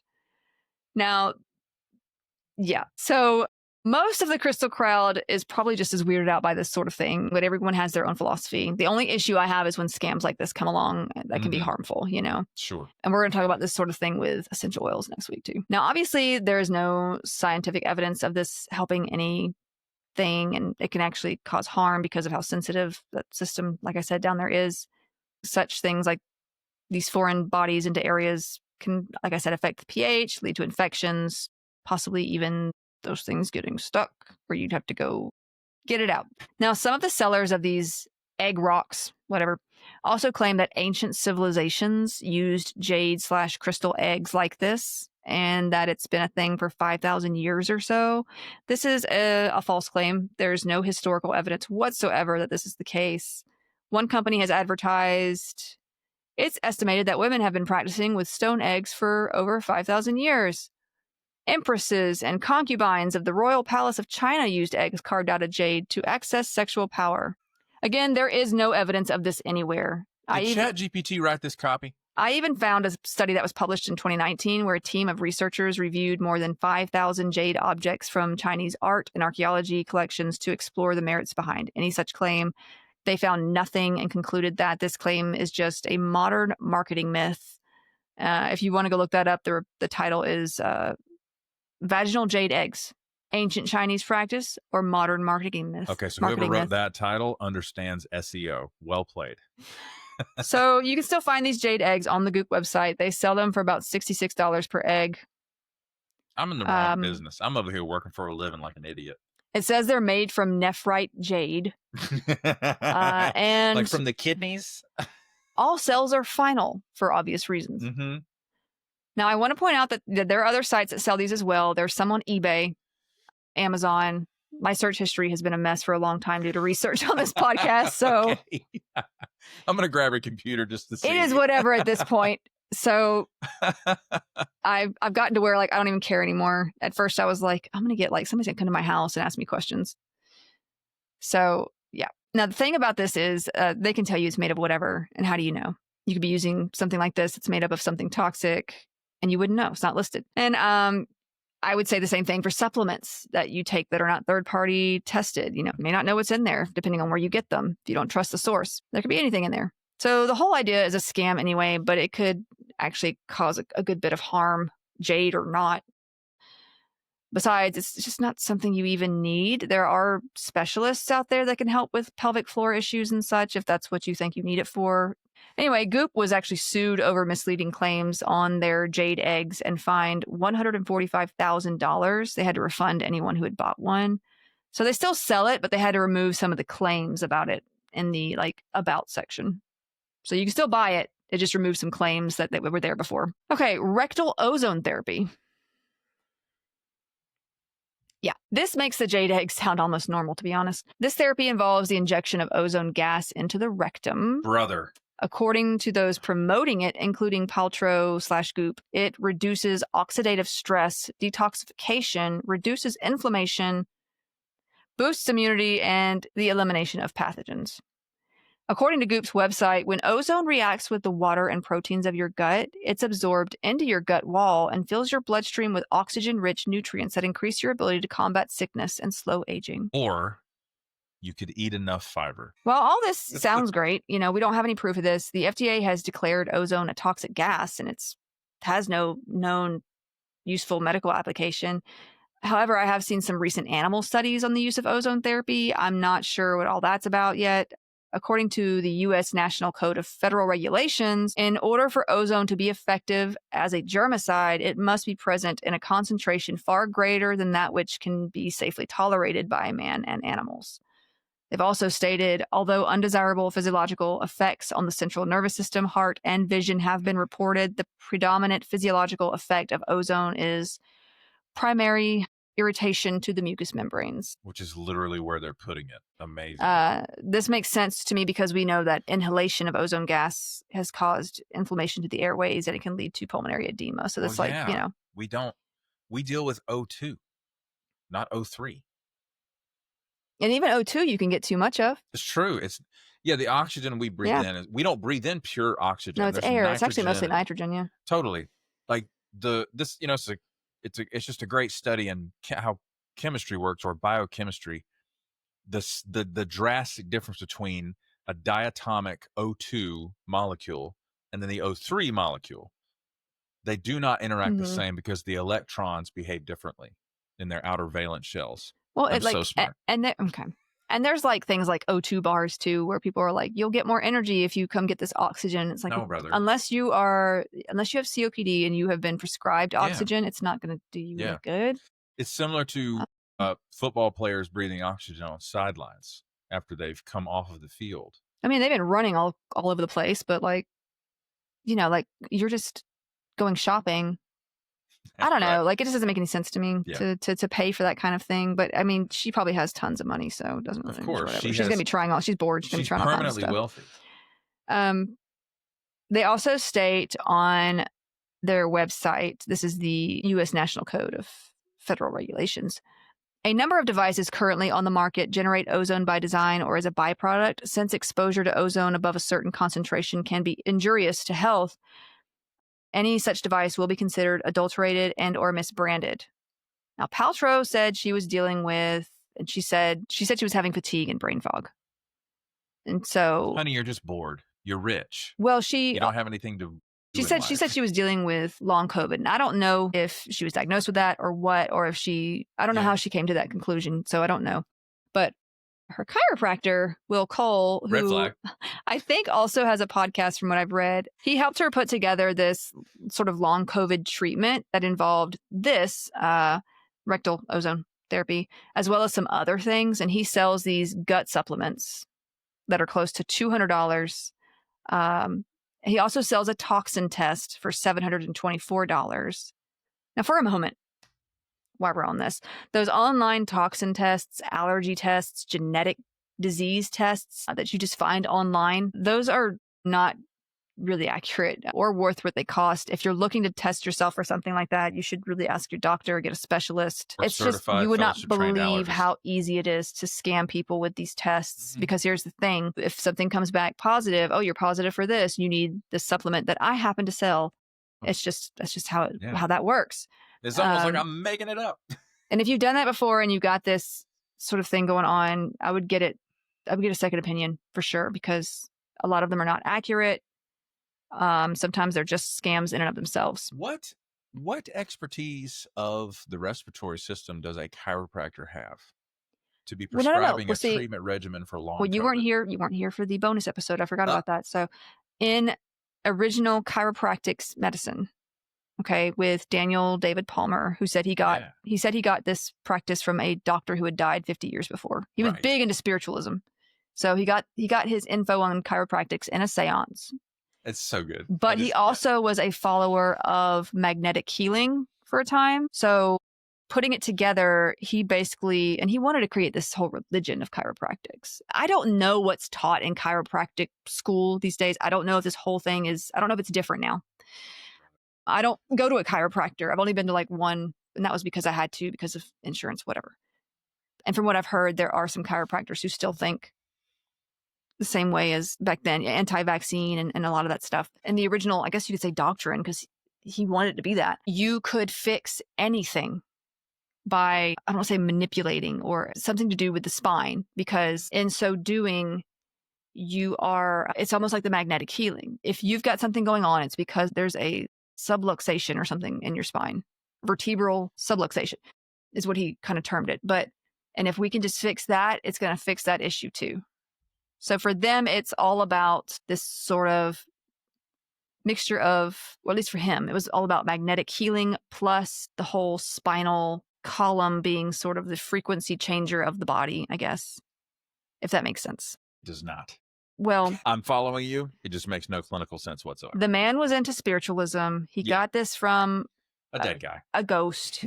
And he was big into other kinds of and I'm not trying to make fun of like people who see chiropractors. Not trying to. I think it's, if you go to a chiropractor and they're doing some massage stuff on you and it helps, go for it. Please don't let them touch your neck. You shouldn't let anybody mess with your neck like that. But if it helps you, go for it. Yeah. Even if it's a placebo and you feel like it's helping you, you know what? It's your money. You go for it. But that is those are the origins of chiropractic. So to them, it's more of let me crack this part of your back that's messed up and it's going to fix all these other problems you have. That was his thing. You can fix anything by doing this. What does he call it? It's not manipulating it. You are realigning. Yeah, some sort of alignment thing. Anyway, sorry, there I go again, getting off on things. But and that's the reason why we talked about him, is because in a way it was connected to wellness. You know, he's selling this idea. He even, there's overlap between. Yeah. Amazing. There's an interesting story behind him for sure. There's this website online it's mediskill.com, and it basically has a whole page talking about rectal ozone therapy, what it is, how it works, and how to do it yourself. I'm sorry. DIY rectal ozone therapy is a thing. It's bad. I don't recommend it. There they argue that it helps with disease treatment and aging. So there's a lot online out there. So obviously a lot of medical doctors have pushed back against these claims, just as they did with the whole Jade egg thing. One doctor, Dr. David Jacobs, physician and president of the Ontario Association of Radiologists, tweeted against it, saying this is not detoxification, it's industrial level stupidity. My man. Thank you, sir. You don't need to detox your rectum with ozone therapy. You just don't need to do that. Now, vaginal steaming. Okay. They basically claim, or Goop claims as well as others, that this is to detox the uterus. No. It is basically a mix of infrared and mugwort steam to that area. You sit on like this toilet seat looking chair, and it's like, there's like there are like apparently salons. What did you just do with your hand? It's like, well, because you're sitting down and there's a hole and like the steam comes up while you're sitting down. Oh, you sit on it and it inflates the balloon. It's not a good thing. There's apparently salons or spas that have done this as well. Like they have selected places you can do this. How do you sanitize? Like, what do you? So this has resulted in some pretty serious burns, and also it can lead. It's so easy to burn that tissue. Yeah. It's not cutaneous skin. It's also it can lead to higher risk for bacterial infections. And honestly, you don't need to do anything down there. Like unless you have a bacterial infection or a yeast infection. And even then there are like oral medications that a lot of times you take for those. The idea of like douching, things like that, that's not necessary. Your body, like the female body, is amazing. It cleans itself out. It's true. You know, as long as you're, taking care of your own like hygiene in a normal way, not with jade eggs and vaginal steaming, your body is doing its own thing, and it's going to be fine. Now, obviously, like I said, if you have an infection or something, you can get that treated with medication, but like you don't need this. So Goop also sells these body stickers called Body Vibes. And you can find these on the Body Vibes website too. They claim to treat anything from skin problems, anxiety, hangovers, focus problems, endurance problems, etc. They have different stickers for different problems. They're like $60 for a pack of 10 or $120 for a pack of 24. Oh, give me the 24. Now, they also claim these stickers are holistic and they hydrate, detox, boost mood, improve sleep, and my favorite, better your self-love.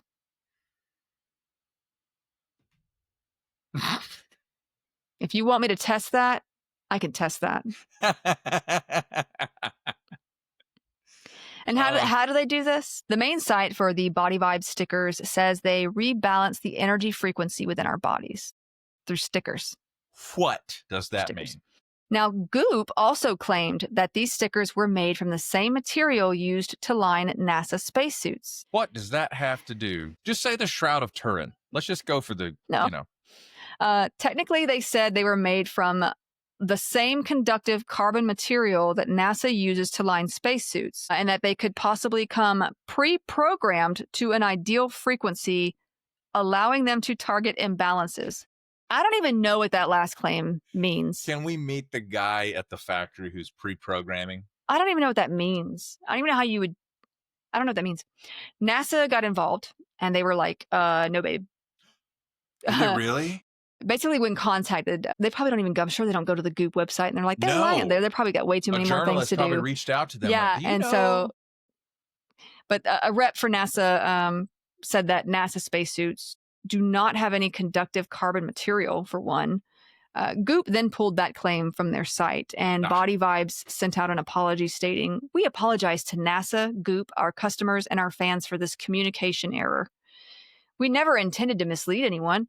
We have learned that our engineer was misinformed by a distributor about the material in question." That is a very specific bit of misinformation. And all sales are what? Final. So they said he was misinformed by a distributor about the material in question, which was purchased for its unique specifications. We regret not doing our due diligence before. We regret. All sales are final. Including the distributor's information and the story of our product. However, the origins of the material do not in any way impact the efficacy of our product. Body Vibes, even though we don't know what it is. Body Vibes remains committed to offering a holistic lifestyle tool and we stand by the quality and effectiveness of our product. This entire statement has been run through our legal department.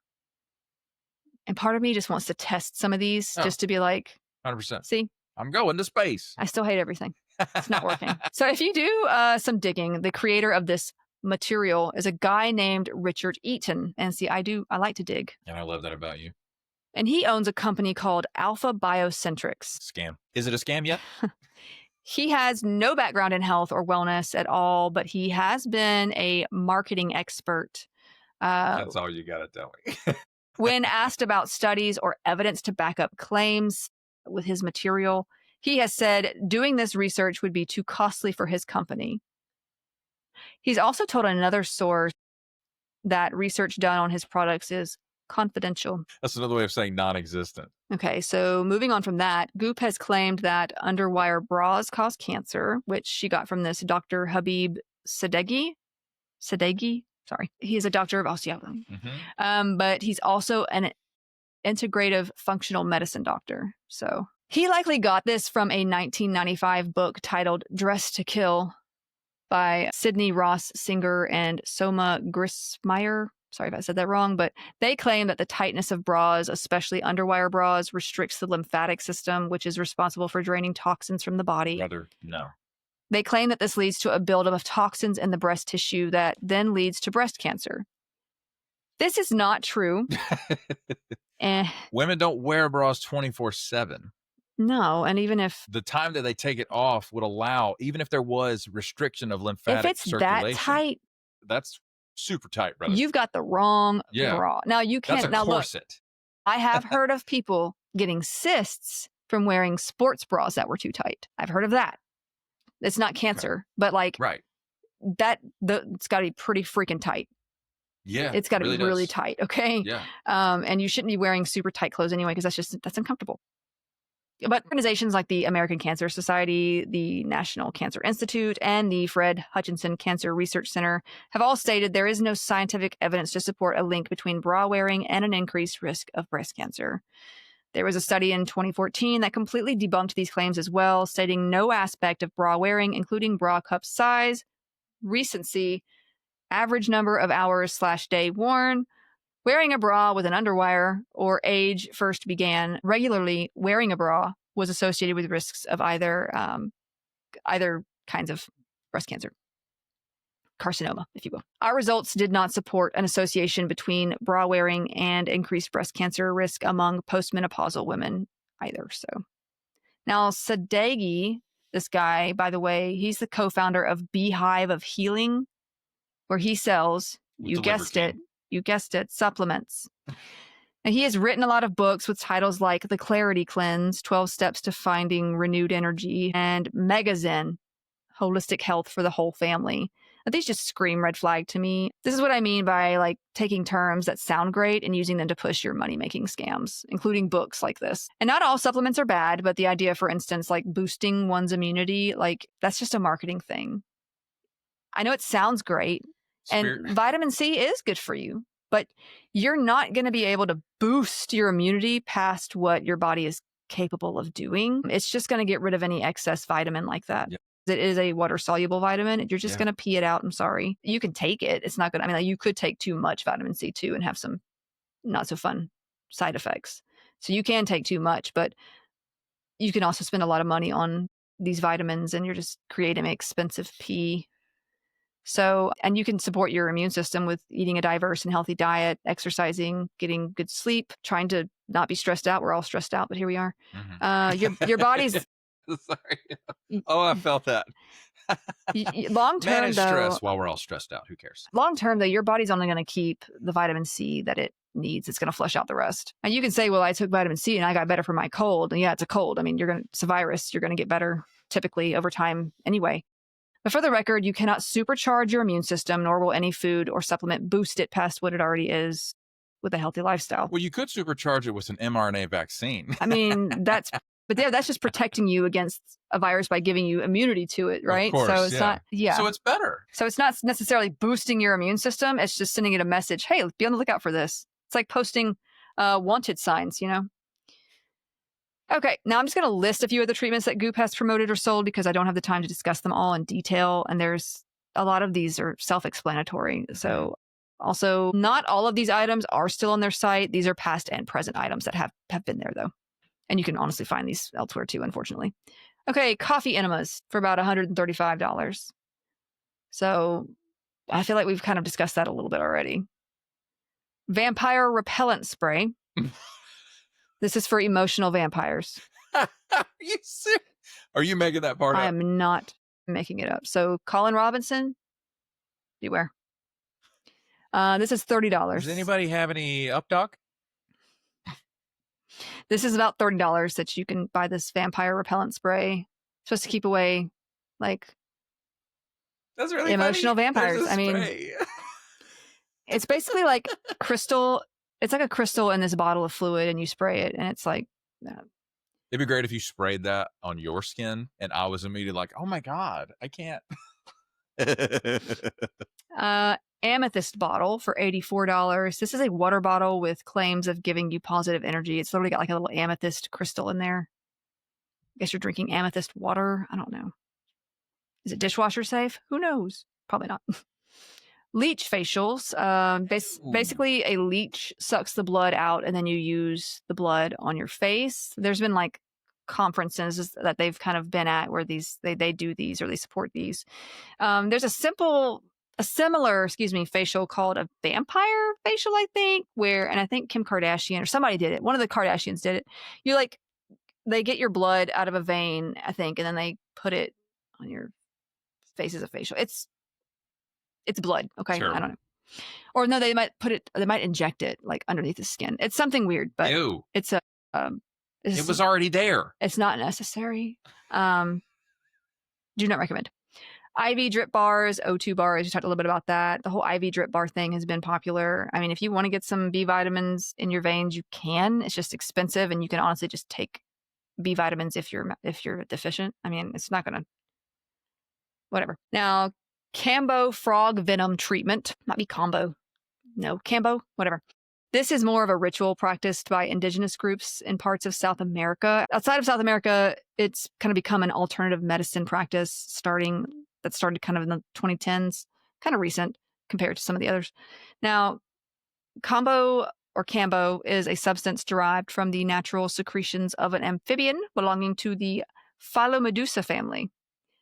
Most commonly, the giant leaf frog. So for indigenous use, you would catch this frog. They stretch it out on this alive on sticks to kind of stress it out enough to sort of kind of release this sort of toxin, which would be its defense mechanism. So they release the frog eventually, and they let these secretions dry.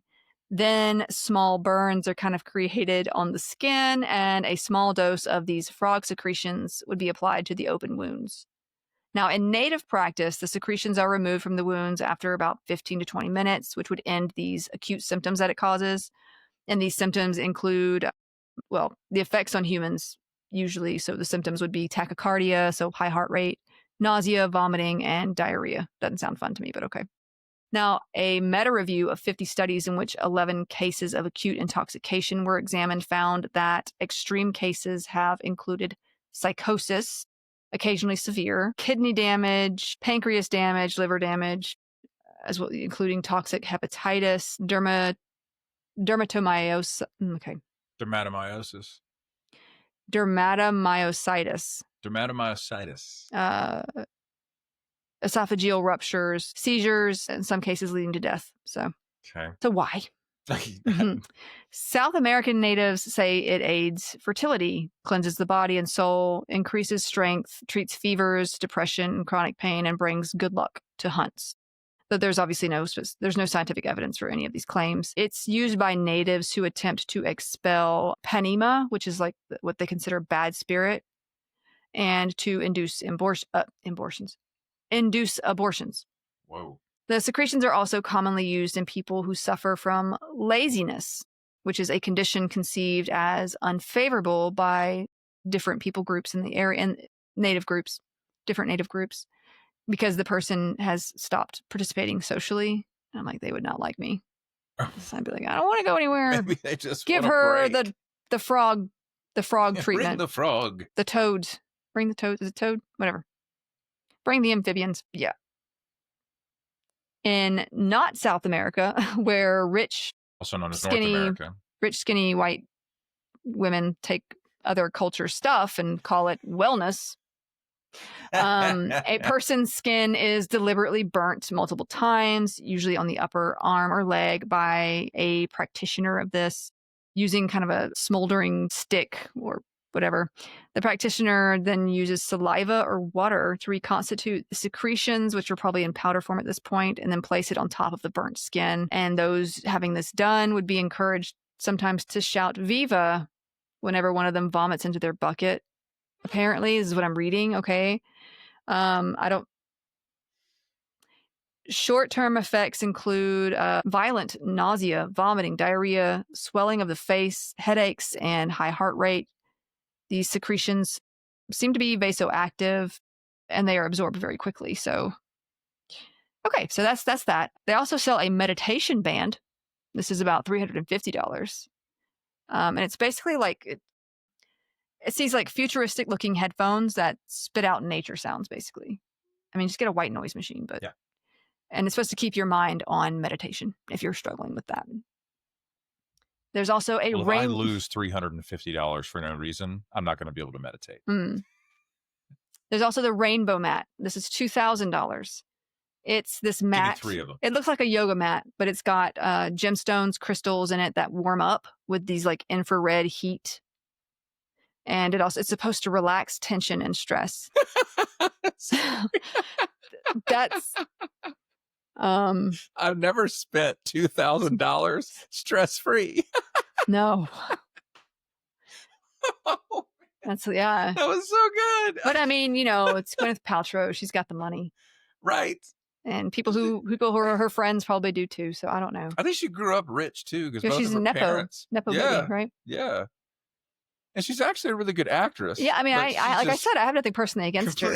She's allowed to live how she wants to live. Hey, live your life. But then, like, promoting all this stuff on a website and be like, you need this, and you predatory. don't. She's engaging in predatory behavior. And she would come back. She has, like, come back on things like that. People have talked about her brand and stuff. She's like, well, I don't know why people say that about me because I just want to promote wellness. And maybe that's really her thing, but it's like she doesn't understand that this is... You're lying. Predatory. You've connected to people to help you to build this brand who are grifters. And like, I don't know if she just realized she doesn't know that she can afford all the things, but other people can't. I don't know. That's probably what she doesn't realize. Well, she has said some interesting things just in the media anyway. But moving on. But yeah, that's the rainbow mat. It can also give you 3 of them. It also gives you the opportunity to bask in pulsed electromagnetic fields and 7 colors of light. You can do that by standing next to a transformer beside the highway for free. Well, now, I went to the site to see what she said about this. It says it is suited to all the chakras, and she's also listed a private island in Belize on Goop for $6 million for stress relief too. So, $6 million for your own private island in Belize, brother. Is that like a timeshare? I don't know. I didn't click on it. I mean, you should have. Now, while we're on the subject of products, this is not connected to Goop. At least I don't think it is.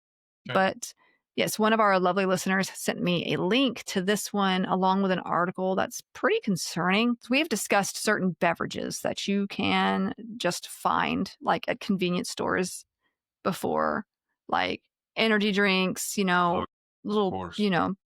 these things that you can find up there. And you do have to be like a certain age to get them, but you can just buy them wherever and just...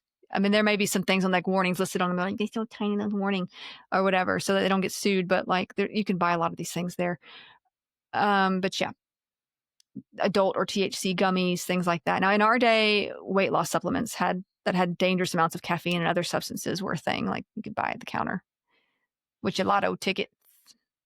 Now, there is one now that is called Feel Free. And I'll let you guess what it claims to do. Feel free to not buy this. It claims to align your chakra and spiritually regulate your uterus. Am I close? I don't know anything about chakras, to be honest. But Yeah, this has been kind of in social media too. I've seen TikToks about this as well. But this little wellness drink is made by Botanic Tonics, which I mean just sounds hokey. Anyway, Botanic Tonics. Try saying that 5 times fast. Okay, but among its ingredients, it includes kava root and kratom. Kratom? Okay. It's considered an opioid. Right. Yeah. Now, kava root comes from Piper methysticum. Methysticum. Sorry. Apparently, if I sing it, I can say it right. This is in the pepper family. It's native to the Pacific Islands. There, it's served and ingested for a variety of reasons: spiritual, social, political, medicinal. It's like a ritual thing for them. Now, the root is made into a drink for ceremonial or just recreational purposes. So, traditionally, the fresh or dried kava root would be ground up, mixed with coconut milk or water. Then this little concoction would be strained into this sort of communal bowl because it was considered like a ceremony thing, like a cultural thing. Depending on the culture and location, different additives may have been included, might have been ingested a little differently here and there. Many South Pacific cultures have great respect for the plant itself. Commercially speaking, because like I said, there are white, skinny little women who like to take, not just women, but like I'm making fun of Gwyneth Paltrow, I guess. But like they like to sort of take things that are a cultural thing and make it into a wellness thing. It's now more popular. I think you can actually find kava bars, actually. Yeah, there's quite a few kava bars in America you can go to in different places. I haven't seen one in Georgia, but who knows? It's loved by a lot of wellness peeps. It's made by soaking dried root powder in water and then straining that. So it's like the powder form we don't really know how that powder form is made either. So it can be dangerous because, if you've got synthetic things going on in there, mixing stuff up, that can be dangerous in and of itself. So kava root contains compounds called kavalactones that act on GABAergic, dopamine, norepinephrine, and CB1 receptors. They do some other stuff too. I don't have time to explain all that, but it's just letting you know how it works. Now, just know this has a sedative, hypnotic, muscle relaxant, euphoric effect. Yeah. And it also reduces anxiety. Well, who knew? At least short term. Now, kava may produce an initial talkative period followed by muscle relaxation and eventual sleepiness. Initially, drinking it can have a numbing and drying effect of the mouth caused by these local anesthetic actions of these kavalactones, and chewing the root has these anesthetic effects, apparently. Now, moderate consumption in its traditional form has been concluded by the World Health Organization to have like pretty low health risks. Of course, I say the traditional way. I mentioned that the powder forms, there's no telling what else is in there. But like with everything, one can overdo it. Also, some products, like I said, that have these kava extracts have been known to lead to liver problems. So it's not believed to cause cognitive impairment or lead to addiction. However, the other ingredient, kratom, is more concerning. Kratom is native to Southeast Asia of the kratom tree. It's known to be addictive and for its opioid-like effects. Consumption of its leaves produces both stimulant effects in low doses and sedative effects in higher doses. It can lead to psychotic symptoms and psychological and physiological dependence. Kratom leaves contain 2 major psychoactive ingredients. I'm not going to try to say those names. These leaves are crushed, then smoked, brewed with tea, or placed into gel capsules. So, yeah, that. There is no medicinal purpose for it. The Food and Drug Administration has declared kratom to be an opioid back in 2018, and they have taken steps to crack down on products related to it. Kratom, however, is not federally regulated, but 5 states, Alabama, Arkansas, Indiana, Rhode Island, and Wisconsin, have banned it. That was according to that report from the Congressional Research Service. Now, there have been several cases of psychosis reported with the use of kratom, where individuals addicted to kratom exhibited these psychotic symptoms, including hallucinations, delusions, confusion. Ingestion of kratom has led to symptoms such as nausea, itching, sweating, dry mouth, constipation, increased urination, tachycardia, you have the high heart rate, vomiting, drowsiness, and loss of appetite, which is pretty normal for your opioid type medications. Users of kratom have also experienced anorexia, weight loss, insomnia, hepatotoxicity, it's your liver toxicity. Kratom is in this drink? Yes. Okay. Seizures and hallucinations. But these are just, yeah. Botanic Botanic Tonics, the maker of Feel Free. Pretty pissed at those people. Oh my God. They actually agreed to pay $8.75 million to settle a 2023 class action lawsuit that claimed it failed to warn consumers about the risks of kratom and because it advertised the product as a safe replacement for alcohol. Wow. Now, the Safe company replacement for alcohol. did not admit any wrongdoing, but did change its label to include information that the product could be habit forming and that people who have a history of substance abuse should consider not consuming it. It also used to be available for like 18 and up, and they changed the age to 21 and up now. But they claim that there is just a bunch of misinformation on social media about their drink. Feel Free now comes in these 2-ounce bottles, but a serving size is apparently half that. The label says that people should not drink more than 2 ounces within 24 hours. The label also warns that the product can become habit forming and recommends that people who have a history of substance abuse consider not consuming this product.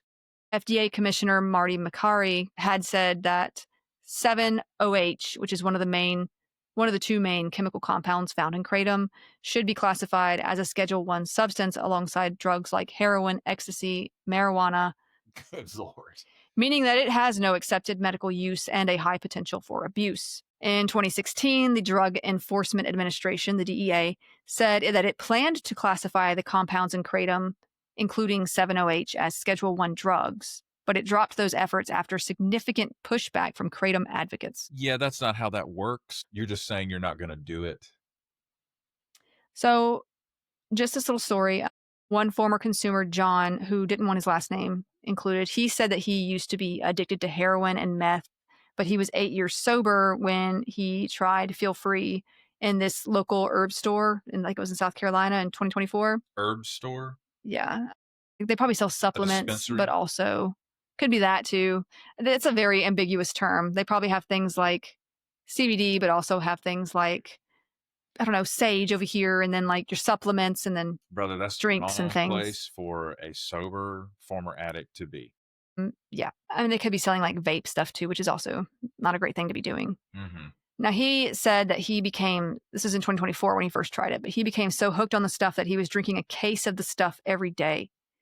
He lost his job. He depleted his 401k, which at that time was like $8,000.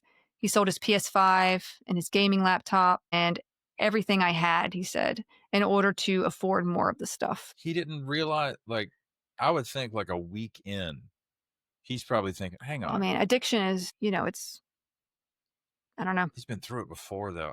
That's so tragic. Well, maybe he had nobody to really help him. I don't know. I don't know what his social life or family life is like either. So, but he later started resorting to stealing to get it. And he says that he spent around $30,000 in total on this beverage.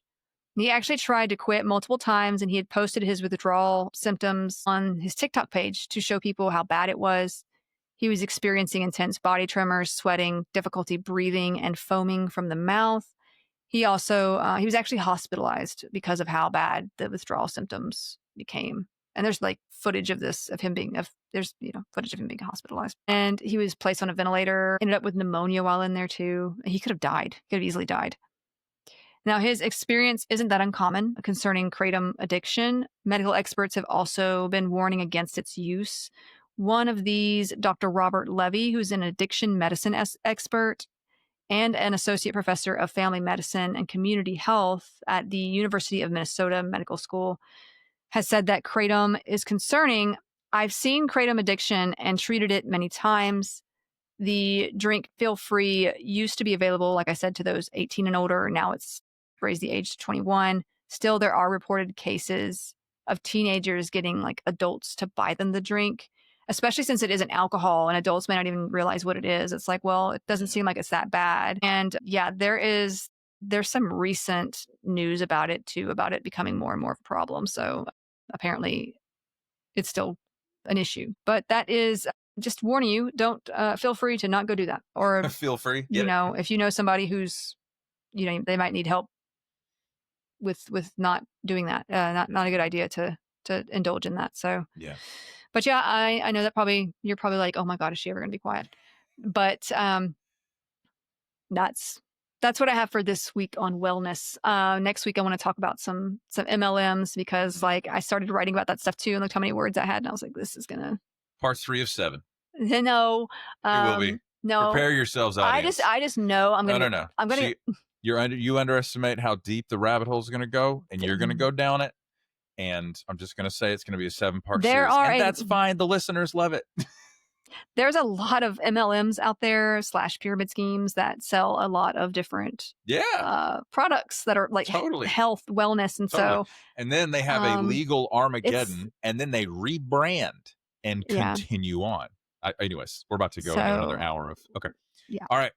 That's going to do it for this episode, y'all. Thank you so much for listening and watching. We will see you in the next one. Bye. Bye-bye.